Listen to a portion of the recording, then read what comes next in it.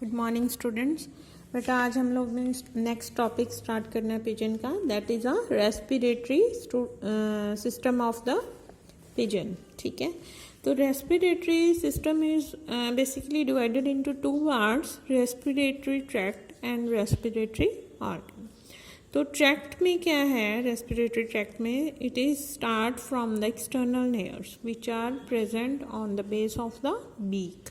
ठीक है, small apertures होते हैं जो बीक है उसके बेस पे प्रेजेंट रहती है। ठीक है, which is further followed by olfactory sacs. Sac क्या है, अंदर की जो कैविटी है, ठीक है, उसको सैक बोलते हैं हम। ठीक है, जो स्मेल कैसी हवा है उसको डिटेक्ट करती है। Further olfactory sacs are end up by the internal nares which are open into the middle part of the buccopharyngeal cavity। जो buccopharyngeal cavity है उसके सेंटर में ये जो एक्सटर्नल नेयर ओरल सैक्स हैं ये ओपन होते हैं through the internal nares, they are again small openings. ठीक है, तो ये तो है nasal part of the pigeon.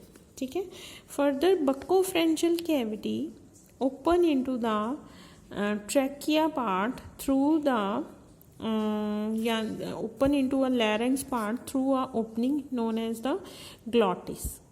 ठीक है, ग्लॉटिस है जो वो क्या है, स्मॉल ओपनिंग होती है। ठीक है, एक ऑर्गन रहता है बीच में उसके या आप कह लो मस्कुलर फोल्ड रहता है। ठीक है, स्मॉल ओपनिंग में, this is known as the glottis. Glottis leads to a larynx. ठीक है, larynx is a sound producing organ. ठीक है, लैरिंक्स ज़्यादा डेवलप नहीं रहता इसमें। ठीक है, larynx leads to a next portion of the respiratory tract which is known as the trachea। ठीक है, larynx as well as the trachea is bounded by a cartilaginous or bony rings। ठीक है, bounded by a complete bony rings which provide जो bony rings हैं they provide the strengthening and support to the trachea and larynx. ठीक है, हवा के pressure से वो क्लैप्स ना हो जाए उसको क्या है बेटा, जो बोनी रिंग्स हैं वो सपोर्ट करती हैं। ठीक है, नेक्स्ट आ जाता है जो ट्रैकिया है, फर्दर जो है जैसे थॉरैक्स में पहुंचता है, they divided into the two parts. ठीक है, trachea is known now there when it divided into two parts which are known as the bronchi. ठीक है, प्राइमरी ब्रोंकाई। ठीक है, या ब्रोंकियोल्स भी बोल देते हैं। Bronchi further enter into the left side and right side part of the lungs. ठीक है, लेफ्ट एंड जो राइट है लंग्स उनमें एंटर कर जाते हैं जो ब्रोंकाई है। ठीक है, फिर फर्दर ये जो ब्रोंकाई है they divided into primary bronchi, secondary bronchi and tertiary bronchi. मतलब फर्दर ब्रांचिंग सिस्टम है जो हाईली ब्रांच सिस्टम है वो फॉर्म हो जाता है when they are enter into the lungs. ठीक है, तो जो लंग्स हैं they are highly pink colour के होते हैं, हाईली वैस्कुलेटेड होते हैं, ज़्यादा स्पॉन्जी नहीं रहते। ठीक है, तो ये है lungs which are respiratory organ of the pigeon. ठीक है, तो ये तो है tract. Now comes to the organs. Organs मैंने आपको बताया है लंग्स। ठीक है, लंग्स के अलावा यहाँ पे बहुत ही पिकुलियर और बहुत ही करेक्टरिस्टिक जो फीचर है एव्स में या स्पेशली पिजन में है, there are air sacs are present. ठीक है, ये देखो यहाँ पे अभी मैं डायग्राम में दिखा रही हूँ, ये बीक है, यहाँ पे नेयर्स प्रेजेंट होते हैं, एक्सटर्नल नेयर्स। देन ये बक्कल कैविटी है, फेरेंक्स है, बक्कल कैविटी है। Then pharynx leads to a glottis, glottis से क्या आगे लैरिंक्स है, larynx leads to a trachea, trachea divided into two parts. ठीक है, जिसको ब्रोंकाई बोला है। Bronchi enter into the lungs, here they are divided into primary, secondary and tertiary. तो अगर आप यहाँ पे आपको डायग्राम दिख रहा है तो इसमें जो एयर सैक्स हैं जो वो प्रेजेंट है। ठीक है, there are 9 air sacs are present in case of the pigeon respiratory system. ठीक है, जो सिर्फ एव्स में ही होते हैं। ठीक है, तो इनका बेसिकली फंक्शन ये रहता है, एक तो जो हाई मेटाबॉलिज्म रहता है जो पिजन का, ठीक है, उसको जो एनर्जी लेवल चाहिए वो ये ज़्यादा एनर्जी देने में हेल्पफुल रहते हैं। वो आगे हम लोग डिस्कस करेंगे कैसे।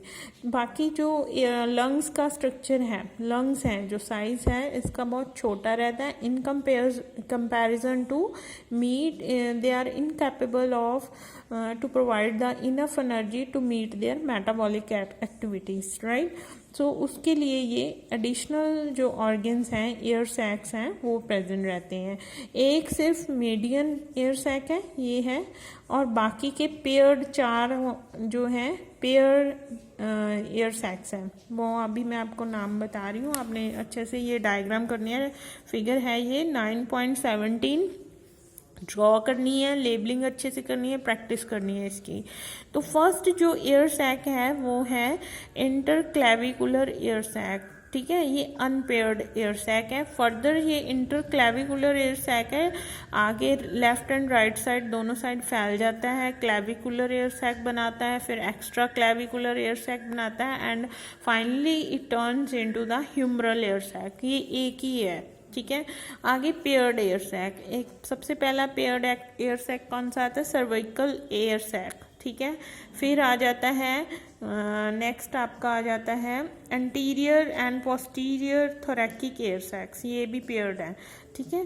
फिर लास्ट में आ जाता है एब्डोमिनल एयर सैक। तो ये एयर सैक्स प्रेजेंट है, ठीक है, पेयर्ड। उसके बाद आ जाता है हमारा सैरेंक्स ऑर्गन। सैरेंक्स क्या है बेटा, अगर आपने ये कभी कभार शॉर्ट क्वेश्चंस में आ जाता है 9.18 जो डायग्राम है वो आपने ये देखनी है। सैरेंक्स में क्या है, ये अगर आपको दिख रहा है यहाँ पे ये ग्लॉटिस है, ठीक है, ये क्या है ट्रैकिया है, और ये फेरिंग्स का रीजन आ गया, ठीक है, सॉरी ब्रोंकाई आ गया, ठीक है, ब्रोंकाई। जब ये ट्रैकिया डिवाइड करती है इंटू 2 पार्ट्स, ब्रोंकाई जब ब्रोंकाई बनते हैं राइट एंड लेफ्ट, तो एक रीजन रहता है यहाँ पे, ठीक है, तो उसको ये कैविटी को बोलते हैं सैरेंक्स, ठीक है। तो इसको ये जो मेम्ब्रेन है इसको बोलते हैं इंटरनल टिम्पैनिफॉर्म मेम्ब्रेन, ठीक है। जैसी हवा आई तो ये वाइब्रेट करता है, यहाँ पे ये मेम्ब्रेन है जो, ठीक है। तो ये जो मेम्ब्रेन वाइब्रेशन की वजह से ये जो एयर्स हैं या पिजन है जो साउंड प्रोड्यूस करता है, तो इसकी वजह से होता है, ठीक है। तो ये ट्रैकिया के बेस में प्रेजेंट होता है, जहाँ पे ये ट्रैकिया डिवाइडेड इनटू 2 पार्ट्स, वहाँ पे रहता है ये स्ट्रक्चर जो सैरेंक्स बोलते हैं। तो ये आपने करना है। तो नेक्स्ट है आपका रेस्पिरेटरी, एक ये आपने डायग्राम करनी है 9.21, ये आपको टीएस सेक्शन दिखाया हुआ उन्होंने, ठीक है, कैसे लिवर के लंग्स के अंदर कैसे जो ब्रोंकाई है प्राइमरी हनीकॉम स्ट्रक्चर बनाते हैं, ठीक है, फर्दर प्राइमरी सेकेंडरी टर्शरी कैसे बनती हैं, ठीक है, जो ब्रोंकियल स्ट्रक्चर है वो दिखाया हुआ है। तो नेक्स्ट आ जाता है mechanism of respiration. Mechanism of respiration में क्या है, 2 तरह की मैकेनिज्म है। एक तो एट रेस्ट, जब ये फ्लाई नहीं कर रहे होते तो जो रेस्पिरेशन है वो कैसे होती है, और ड्यूरिंग फ्लाइट भी वैसी होती है, ठीक है। दोनों तरह से अपने करनी है। रेस्टिंग पोजीशन में 2 टाइप्स की मसल्स हैं, intercostal muscles and abdominal muscle, ठीक है। वो दोनों क्या है काम करती हैं। स्टर्नम है जो रिब्स हैं उसको स्टर्नम कहते हैं, उसको लोअर एंड अपवर्ड मूव करने में, ठीक है। तो जब स्टर्नम नीचे हुआ, लोअर हुआ, तो जैसे ऊपर को खींचा, स्टर्नम अपवर्ड हुआ, तो अंदर का pressure whether it is in lungs और इन एयर सैक्स, ठीक है, तो अंदर प्रेशर एयर का कम हो गया, तो in comparison to the outer side और एटमॉस्फेरिक एयर। तो जो एटमॉस्फेरिक एयर है जहाँ पे प्रेशर कम है वो नेजल चैम्बर के थ्रू, ट्रैकिया के थ्रू एंटर कर जाएगी into the lungs and the air sacs, ठीक है। तो जैसे ही वो वहाँ पे एंटर हुई तो वहाँ पे क्या है, एक्सचेंज ऑफ गैसेस हो गया, ठीक है, between the blood and the air present in the lungs and the air sacs, ठीक है। तो फिर क्या है, जो फाउल एयर है वो अभी एक्सपेल आउट करनी है लंग्स ने बाहर की तरफ। तो तो जो स्टर्नम है वो लोअर पोजीशन में आ जाएगा, नीचे को दबा देगा लंग्स को और एयर सैक्स को। जैसे ही उसने दबा दिया या लोअर पोजीशन पे आया स्टर्नम, तो क्या हुआ, जो इंटरनल एयर प्रेशर है वो इंक्रीज हो गया on the lungs as well as on the air sacs. ठीक है, तो अभी जो लंग्स में है वो फाउल एयर है, लेकिन जो एयर सैक्स में है बेटा वो अभी भी फ्रेश एयर है, क्योंकि वहाँ तो एक्सचेंज ऑफ गैसेस नहीं हो रहे हैं, सिर्फ वो स्टोरेज के लिए यूज़ कर रहे हैं एयर को। तो जैसे प्रेशर ऊपर इंक्रीज हुआ on the lungs and the air सैक्स, तो जो फाउल एयर है लंग्स ने तो बाहर निकाल दी, ठीक है, through the trachea and nasal chamber, हाँ, जो फाउल एयर है। बट जो एयर सैक्स के पास एयर थी, फ्रेश एयर ही थी, वो भी पुश हो जाएगी into the lungs, and lungs के बाद वो कहाँ जाती है, into the trachea, and trachea के बाद नेजल। मतलब इसका क्या है, जब लंग्स इंस्पायरेशन क्या है, जब हवा आई अंदर, उसने सांस ली अंदर, हवा खींची, तब भी फ्रेश एयर के साथ डील कर रहा है लंग। ठीक है, जब एक्सपायरेशन मतलब बाहर निकाली जब उसने हवा लंग्स से, तब भी वो फ्रेश एयर के साथ ही डील कर रहा है, क्योंकि फाउल एयर तो पहले निकाल दी, अब वो खाली हो गया लंग, तो साथ में ही जो एयर सैक्स थे उन्होंने भी हवा अपने पास रखी हुई थी वो भी उन्होंने लंग्स को दे दी। लंग्स में फिर से एक्सचेंज ऑफ गैसेस हुआ ड्यूरिंग एक्सपायरेशन, एंड फिर क्या है, फिर वो बाहर निकाल दी at the same time, expiration के टाइम।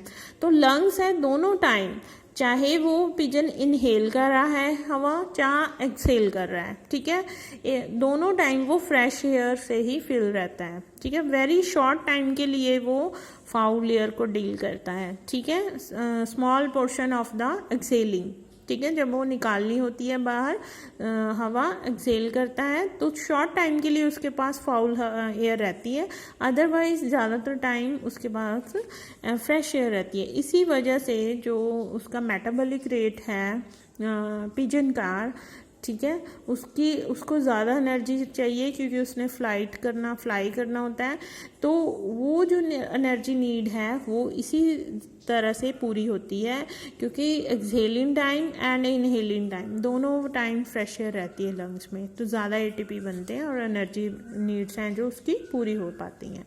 ठीक है, नाउ रोल ऑफ द, अभी जो flight during the flight mechanism बाकी सेम ही है। ठीक है, रेस्टिंग पोजीशन वाला सिर्फ मसल्स हैं जो काम कर रही हैं, इसमें पेक्टोरल मसल्स हैं, वहाँ पे कौन सी थी, abdominal muscles and intercostal muscles. ठीक है, एट रेस्ट ये चेंज हो रहा है, बाकी का मैकेनिज्म सेम ही है। Now what is the role of the air sacs. ठीक है, एयर सैक्स का रोल क्या है, एक तो एफिशिएंसी है जो लंग्स की, वो उसने क्या है, by providing them fresh air during the expiration and as well as in the inspiration, तो उसकी एफिशिएंसी बढ़ गई है लंग्स की by the presence of the air sacs। ठीक है, नेक्स्ट क्या है, और क्या काम है इसका एयर सैक्स का, एक क्या है, ये जो बॉडी है, ठीक है, उसको ठंडा रखता है by evaporating the fluid from their surface and dissipation of the heat into the air। ठीक है, तो बॉडी को ठंडा रखने में भी एयर सैक्स काफ़ी यूजेबल हैं, अच्छा काम करते हैं।